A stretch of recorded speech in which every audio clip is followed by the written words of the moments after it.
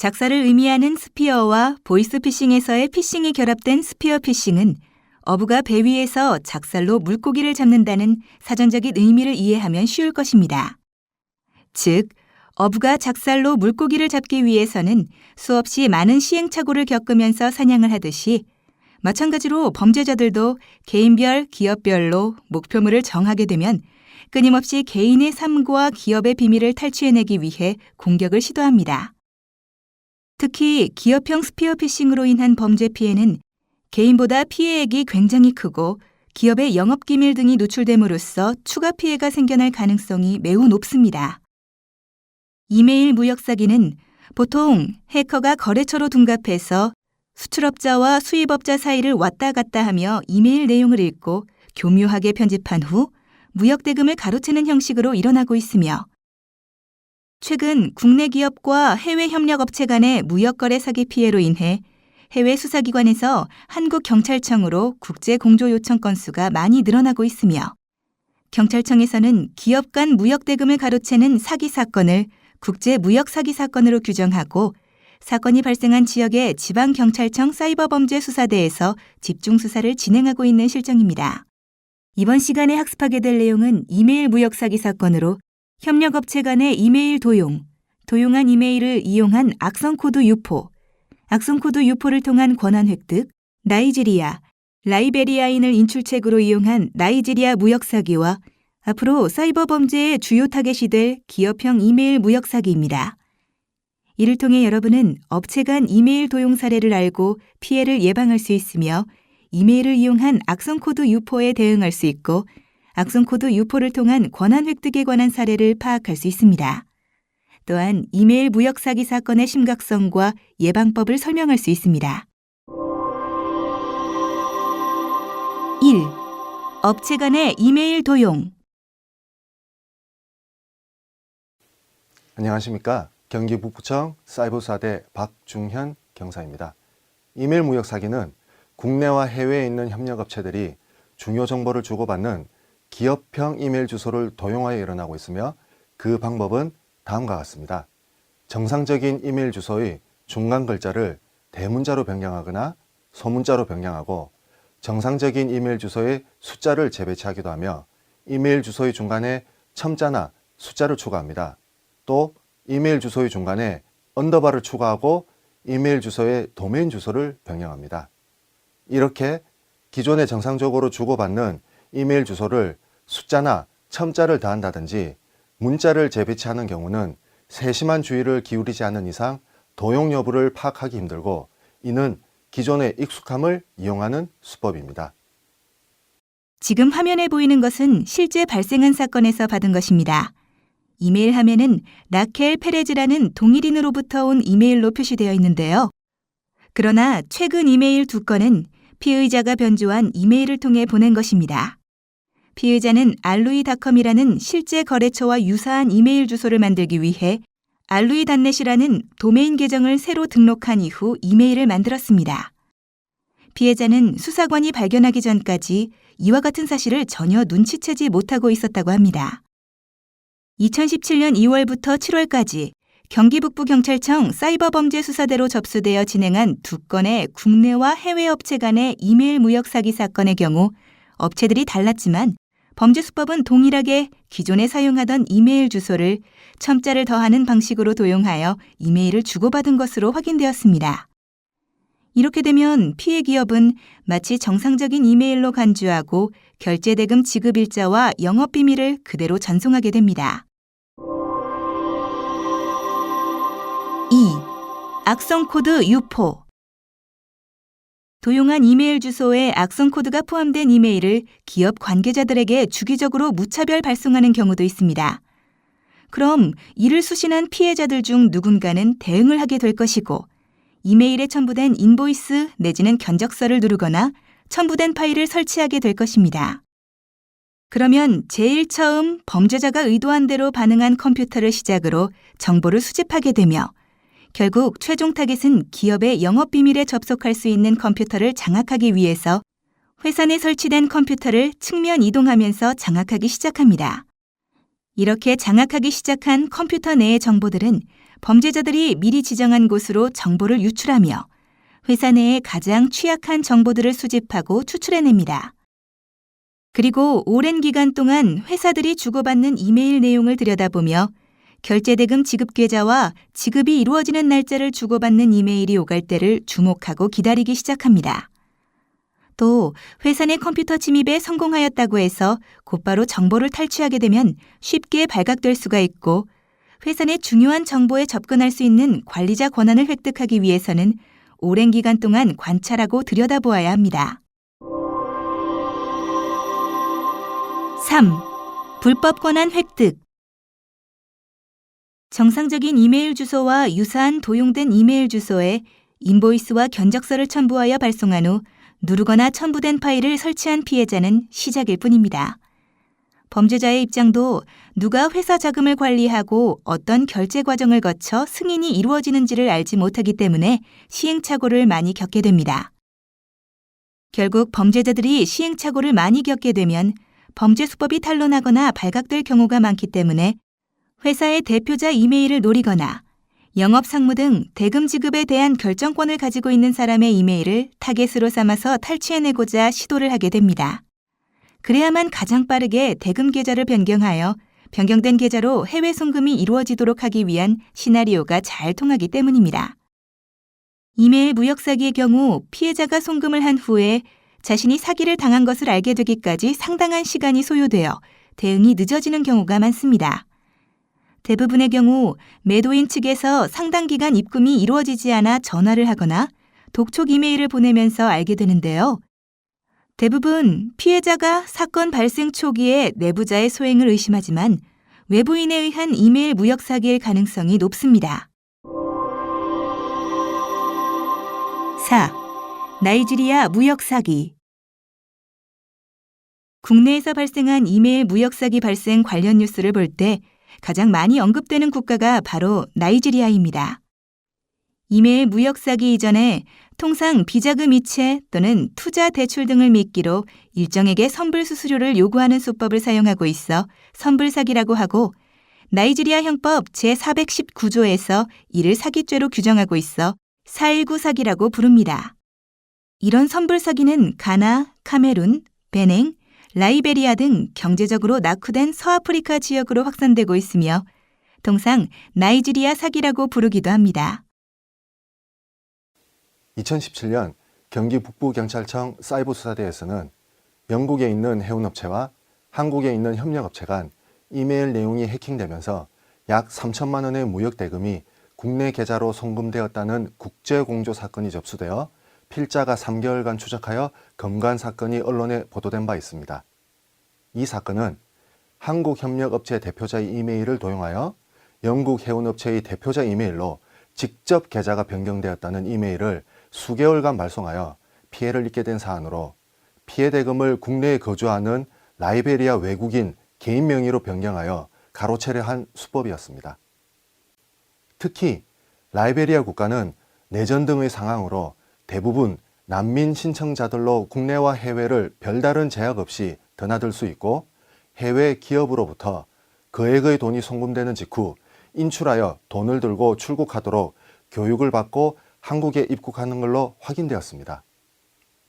즉, 이메일 무역 사기 사건은 발생 직후 해외 기업이 신속하게 계좌 동결을 요청하는 것이 우선이며 그와 동시에 수사기관에게도 반드시 신고를 하여야만 피해금 환수가 가능하게 됩니다.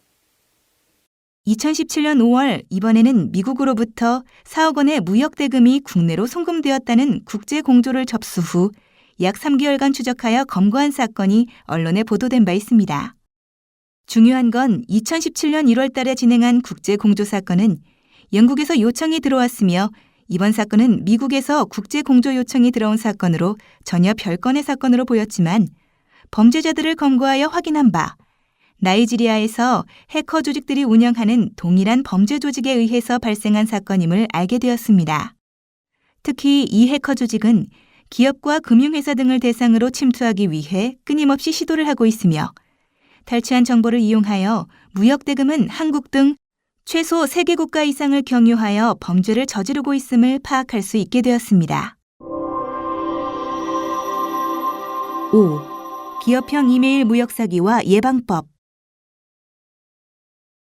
경찰청 이메일 무역 사기 접수 현황은 2013년부터 증가하고 있고 그 피해 현황도 점점 커지고 있습니다. 국내 모 기업에서 이메일 해킹을 당한 후에 240억 규모의 피해를 입은 내용이 뉴스에서 주목받고 있습니다.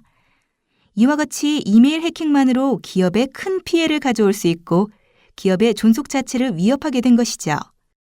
이메일 계정의 유출 경위는 어떻게 될까요? 중소기업을 포함하여 기업 내 회사 직원 임직원들이 사용하는 이메일 주소는 각 개인이 영업 차원에서 명함을 돌릴 수도 있고 SNS 등 사이버 공간에서 알릴 수 있는 등 그 범위는 개인도 알 수 없습니다. 그렇다면 어떤 경위로 이메일 주소가 도용되었는지를 알 수 없다면 회사 내 보안을 강화해야 할 것입니다.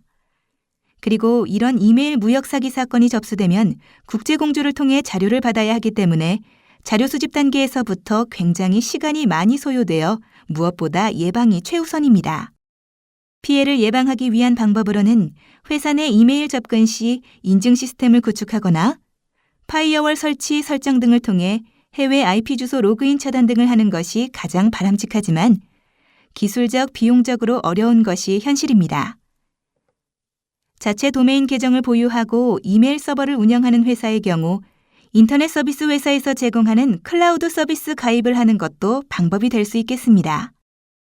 또한 구글 앱스, 네이버웍스, 다음 스마트워크와 같은 서비스에 가입할 경우 적은 비용으로 자신의 기존 이메일 주소를 계속 이용하면서 악성 코드 첨부 파일 탐지, 2단계 로그인 인증, 해외 로그인 차단 등의 기능을 부여할 수 있습니다. 구글 앱스를 사용하는 경우 지메일과 동일한 인터페이스에서 회사 이메일을 사용할 수 있습니다.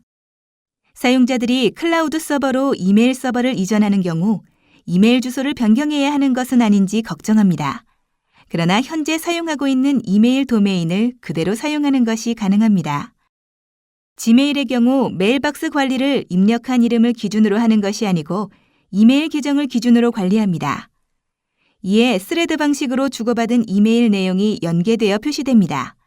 즉, 피의자가 유사한 이메일 계정을 생성한 후에 이름만 같게 하여 이메일을 분리할 경우 기존의 이메일을 주고받은 내역에 포함되는 것이 아니라 새로운 이메일로 메일함에 표시됩니다. 이렇게 하여 의심되는 메일을 걸러낼 수 있습니다. 중소기업에서 관리하는 서버의 경우 악성 코드 필터링 기능이 없거나 있다고 하더라도 백신 업데이트 등이 이루어지지 않을 가능성이 높습니다. 그러나 클라우드 서비스의 경우 악성 코드가 첨부되어 있는지 여부를 스스로 탐지하는 기능을 가지고 있습니다. 이외에도 클라우드 서비스는 2단계 인증 서비스 기능 등을 포함하고 있어서 중소기업에서 별도의 비용을 들여 자체 이메일 서버에 이런 기능을 설치할 필요가 없습니다. 또한 업체에서 송금 계좌 변경을 요청할 경우 시차 등으로 인해 야간에 연락을 하게 되더라도 반드시 전화 연락을 하라고 요청하는 것입니다. 무역업체의 특징상 시차 등의 문제로 인해 수상한 이메일을 받은 이후에도 전화 확인을 하기 힘든 경우가 있습니다. 그렇더라도 심야 전화 통화 등을 통해서 상대 업체에 직접 확인을 해야 불상사를 방지할 수 있습니다. 거래 상대에게 계좌번호 요청을 한 적이 있는지 직접 물어보는 것이 가장 쉽고도 간단한 예방 방법이라고 할 수 있습니다. 우선 경찰에서 처벌할 수 있는 이메일 무역 사기 사건의 처벌 조항은 다음과 같습니다. 사기의 경우 형법 제347조에 따라 10년 이하의 징역이나 2천만 원 이하의 벌금을, 비밀 침해의 경우는 정보통신망 이용 촉진 및 정보보호 등에 관한 법률 제49조에 따라 5년 이하의 징역이나 5천만 원 이하의 벌금, 사문서 등 위 변조는 형법 제231조에 따라 5년 이하의 징역이나 1천만 원 이하의 벌금에 처합니다. 그렇다면 기업 차원에서 예방법은 우선 계좌 변경 요구 시 전화, 팩스, SNS 등으로 반드시 사실 여부를 확인하고 악성 코드가 포함된 이메일은 지정된 국가 이외의 해외 IP는 차단합니다. 또 현금 지급을 금지하고 신용장을 사용하며 결제일자 및 계좌 변경 요구 시 반드시 책임자에게 확인 등의 방법을 사용하여 해외 송금이 이루어지지 않도록 하여야 할 것입니다. 이메일 무역 사기는 해외 송금으로 대금을 편취하기 때문에 해외 송금이 한번 이루어지고 나면 계좌를 동결하는 시간이 국내처럼 곧바로 이루어지지를 않습니다. 해외 송금 같은 경우 일정 금액 이상이 넘어가면 추가 중개 은행을 거치기 때문에 곧바로 지급 정지가 이루어지지 않고, 이는 결국 범죄자들이 돈을 재이체하거나 출금이 쉬운 상황으로 이어집니다. 그렇기 때문에 예방법이 최우선이며 한번 이루어진 송금은 곧바로 인출되어 해외로 반출되기 때문에 환수 조치 또한 어렵다는 점을 유념하시기 바랍니다. 2분 핵심 포인트. 업체 간 무역 사기의 타겟은 기업형 이메일 주소를 도용하는 것으로 주로 일어나며, 협력 업체들이 이메일을 통해 중요 정보를 주고받는 점을 노립니다. 이메일 도용 방법은 이메일 주소의 중간 글자를 대문자나 소문자로 변경하거나 주소의 숫자 재배치, 중간에 첨자나 숫자 추가, 언더바를 추가하는 등 교묘하게 주소를 변경하여 피해자가 눈치채지 못하도록 합니다. 악성 코드의 유포는 제일 먼저 범죄자가 보낸 이메일을 피해자가 열게 되면 피해자의 컴퓨터를 통해 기업의 영업비밀에 접속할 수 있는 컴퓨터까지 도달하여 컴퓨터를 장악하게 됩니다. 그 후에 회사 내 가장 중요한 정보들을 장악하고, 이렇게 추출한 정보들은 범죄자가 미리 지정한 곳으로 수집됩니다. 범죄자들이 노리는 타겟은 회사의 대표자, 영업상무 등의 이메일로 이들이 대금 지급 결정권자이기 때문입니다. 이들을 타겟으로 삼는 이유는 가장 빠르게 정보를 수집하여 대금 계좌를 변경하고 해외 송금을 이루어지도록 하기가 쉽기 때문입니다. 이러한 이메일 무역 사기의 특징은 범죄 인식까지 상당한 시간이 소요되고 대응이 늦어지는 경우가 많다는 것이며, 매도인 측에서 입금 지연으로 독촉 이메일을 보낼 때 알게 되는 경우가 많습니다. 사건 초기에는 내부자 소행을 의심하지만 외부인에 의한 사기일 가능성이 높습니다. 선물 사기란 통상 비자금 이체 또는 투자, 대출 등을 미끼로 일정액의 선불 수수료를 요구하는 수법으로 낙후된 서아프리카 지역으로 확산되고 있어 나이지리아 사기라고 불립니다. 나이지리아에서는 형법 제419조에서 사기죄로 규정하고 있어 419 사기라고도 불리고 있습니다.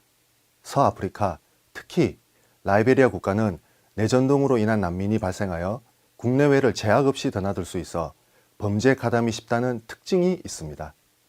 나이지리아 무역 사기의 범죄 수법의 첫 번째는 난민 국가의 외국인을 고용하여 거액의 돈이 송금되면 인출하여 해외로 출국하는 방법.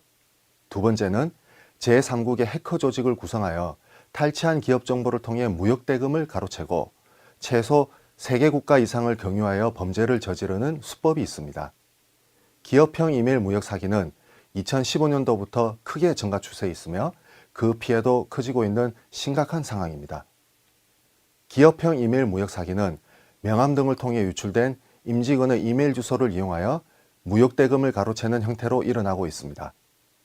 무역 사기의 피해를 예방하기 위해서는 회사 내 메일 접근 시 인증 시스템을 구축하거나 파이어월 등을 설치, 설정을 통해 해외 IP 로그인을 차단하고 클라우드 서비스 가입, 구글 앱스, 네이버 웍스, 다음 스마트 워크 등을 통해 악성 코드 첨부 파일을 탐지하고 2단계 로그인 인증, 해외 로그인 차단 기능을 활용하는 것이 바람직합니다.